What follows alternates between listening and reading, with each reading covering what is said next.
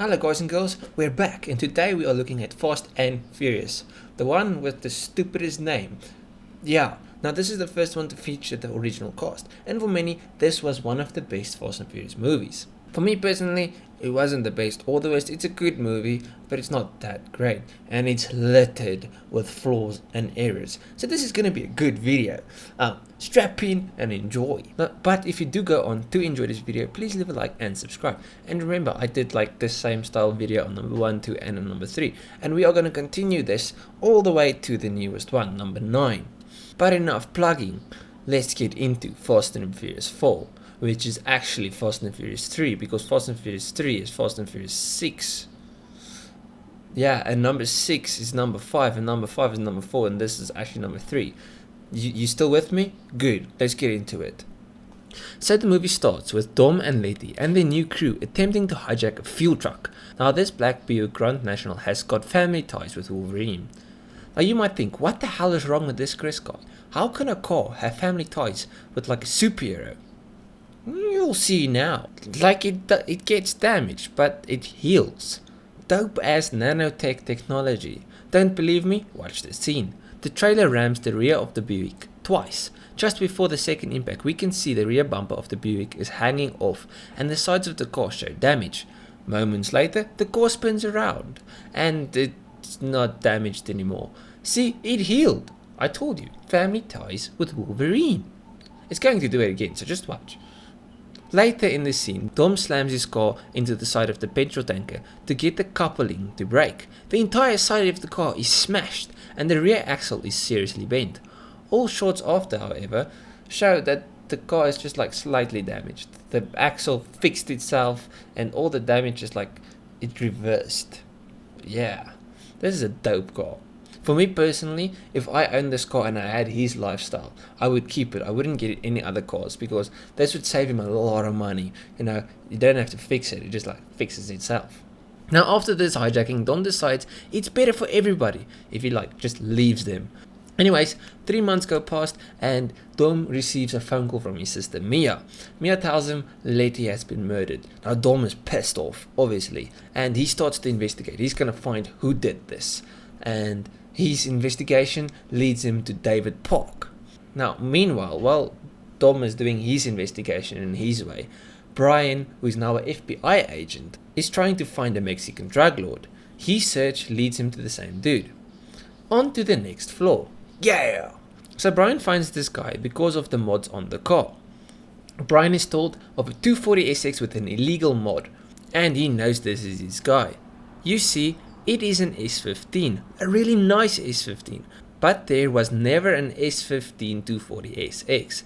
This is a Japanese spec 200SX, chassis code S15.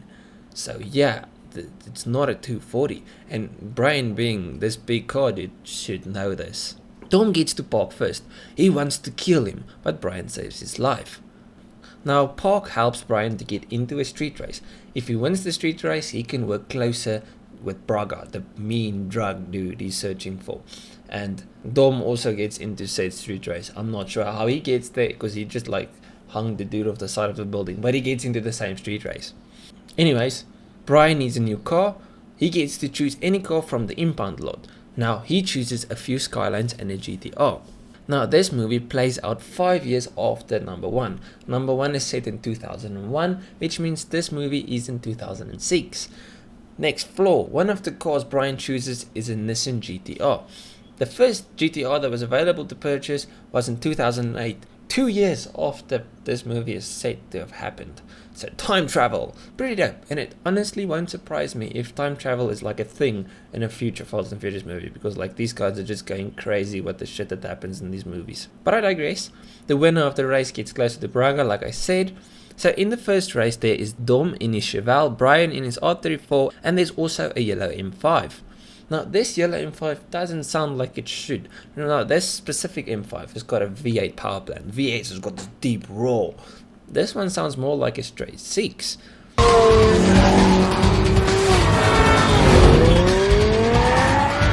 Which I don't know why they would do that.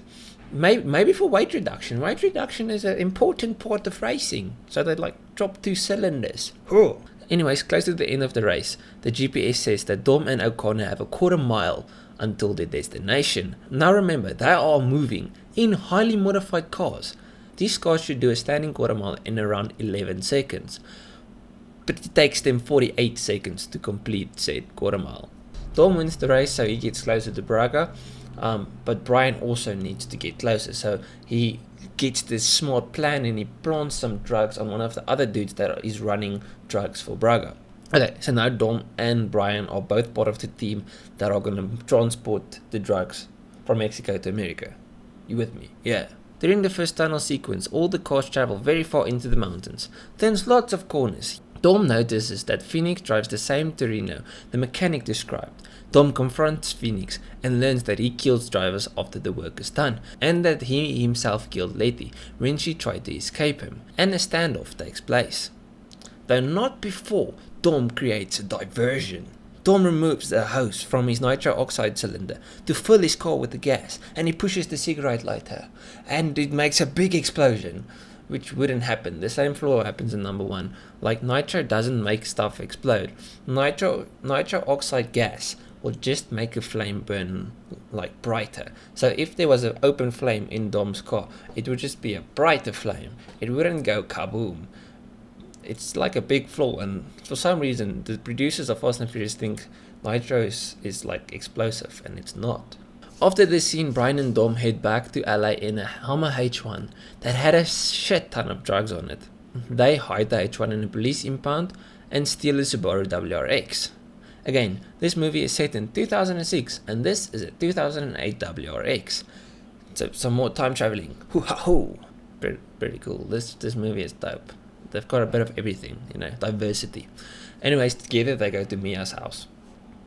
At Mia's house, Dom is going through Letty's stuff. He picks up a cell phone and redials it. Now remember, she died like a while ago. It's pretty unlikely for this phone to still be charged, but let's just look past that. Anyways, Dom finds out Brian was the last person to have contact with Letty, and that she worked undercover in order to help clear Dom's name. It's plot hole time. Pam pam pam. Now Letty worked under Brian for the FBI, and that she was one of Braga's drivers. Now, if she could get in, the FBI knew how to get closer to Braga. Why did they have to find the David Park guy to get in a race to get Brian in with with Braga again? Like, why? That whole first part of the movie is unnecessary because they already know how to get in. Yeah. Anyways, back to the movie. Brian tells his superiors that in exchange for Dominic's pardon, he will lure Braga into a trap, forcing him to show up in exchange for the drugs and money and stuff that they stole in the Hummer H1. But Braga sends a decoy and he escapes to Mexico. Brian and Dom chases him and they find him actually. Now they manage to capture Braga, but he's got like 1 million henchmen, like old cars and buckies and shit. Now during this chase that they are chasing him through the desert, Dom fires like at the car's front wheels with his shotgun. But you'll see, the thing that happens after he fires is kind of impossible. Just watch. He shoots out their tires, and the cars just stop dead in their tracks and flip over. Now, I don't know about you, but I don't think that's how science works. Maybe I'm wrong, but I don't. If you shoot out the tires, and I've had a flat tire, né? And the car just loses a bit of control, and you start driving like blub, blub, blub, blub, blub, blub. You're not gonna do. If that's how it worked, it would be very dangerous to hit a pothole. Now, anyways, after like this whole tunnel chase thing, they eventually catch up to him. Dom rams the Phoenix guy and like almost snaps him in half, and the police catch up to them, and Dom goes to prison. He's done running. He's not gonna run. He's gonna take the sentence and go to prison, at least for now. Like in the next movie, he's gonna start running again, but for now, he's done running. Anyways, that was Fast and Furious. That's the whole movie. Everything. The flaws, the storyline, everything. That's the review. What do I think about the movie? Like I said, it's a okay movie. It's not the best, not the worst Fast and Furious movie. I didn't mind it. If you guys enjoyed the video, please leave a like and subscribe. Fast 5 is the next one. I actually liked Fast 5, but it was the first one to go away from the street racing, which I don't like. But yeah, so the next one will be Fast 5. I'll check you guys in the next one. If you do enjoy this video, check the ones I made before this one and just go through my channel. I've got tons of crap. There must be something you like. Cheers,